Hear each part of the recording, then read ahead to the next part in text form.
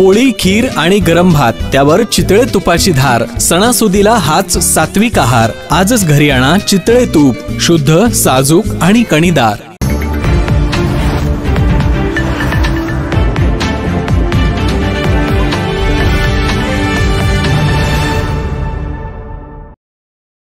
पौष्टिक तृणधान्याचे आहारातील महत्त्व याबाबत जनजागृतीसाठी सार्वजनिक आरोग्य व कुटुंब कल्याण मंत्री तथा पालकमंत्री प्रकाश आंबेडकर यांच्या प्रमुख उपस्थितीत कृषी विभाग कोल्हापूर यांच्या वतीने अन्न आणि पोषण अन्नधान्य पीक सन 2024-25 योजनेअंतर्गत शनिवार दिनांक 22 मार्च 2025 रोजी सकाळी 10 वाजता मौजेकूर तालुका भुदरगड येथे पौष्टिक तृणधान्य महोत्सव 2025 पौष्टिक तृणधान्य रॅली व ऊस पीक परिसंवाद कार्यक्रमाचे आयोजन करण्यात आले आहे।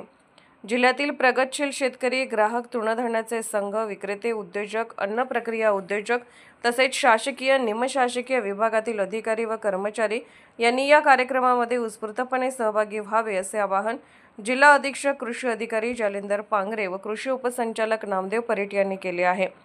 भारत तृणधान्य उत्पादनात पहिल्या क्रमांकावर आहे। आशियातील 80% म्हणजेच सुमारे 170 लाख टन तृणधान्याचे उत्पादन आपल्या देशात होते।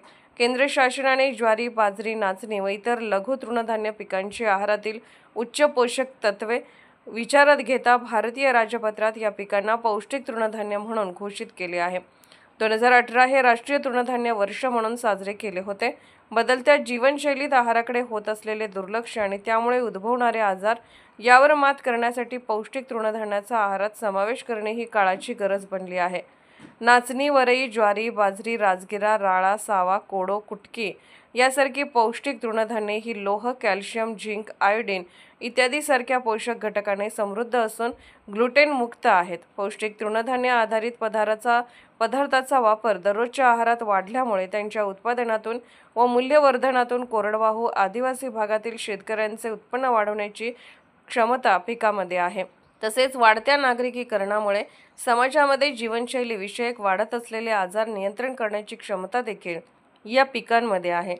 या महोत्सवाअंतर्गत सकाळी 9 वाजता कूर, दारवाड, म्हसवे, गारगोटी, कूर या मार्गावर मिलेट बाईक रॅलीचे आयोजन करण्यात आले आहे। त्यानंतर सकाळी 10 वाजता श्रीराम मंगल कार्यालय, गारगोटी, कोल्हापूर रोड, कूर, तालुका भुदरगड येथे पौष्टिक तृणधान्य कार्यशाळा ऊस पीक परिसंवाद कार्यक्रमाचे आयोजन करण्यात आले आहे। कार्यक्रमात सुरेश माने पाटील, निवृत्त वरिष्ठ शास्त्रज्ञ, VSI पुणे, डॉ. योगेश बन, प्रकल्प प्रमुख व पीक पैदासकार, मिलिंद पाटील, प्रगतशील मिलेट उत्पादक शेतकरी यांचे मार्गदर्शन लाभणार आहे। महोत्सवाच्या निमित्ताने पौष्टिक तृणधान्य पाककला स्पर्धेचेही आयोजन करण्यात आले असून या कार्यक्रमाचे औचित्य साधून गोपीनाथ मुंडे शेतकरी अपघात सुरक्षा सानुग्रह अनुदान योजनेतील व कृषी यांत्रिकीकरण योजनेतील ट्रॅक्टर व पॉवर टिलर, प्रधानमंत्री सूक्ष्म अन्न प्रक्रिया उद्योग योजना व इत्यादी बाबींचा लाभ मिळणाऱ्या शेतकरी लाभार्थ्यांना मंजुरी पत्र देण्यात येणार आहे।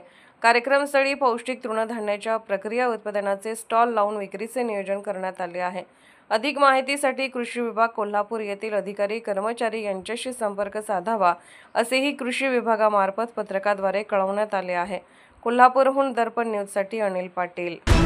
निर्भीड बेधडक बातमीसाठी दर्पण न्यूज चॅनलला लाईक करा, शेअर करा, सबस्क्राइब करा। मुख्य संपादक अभिजित रांजणे, दर्पण न्यूज।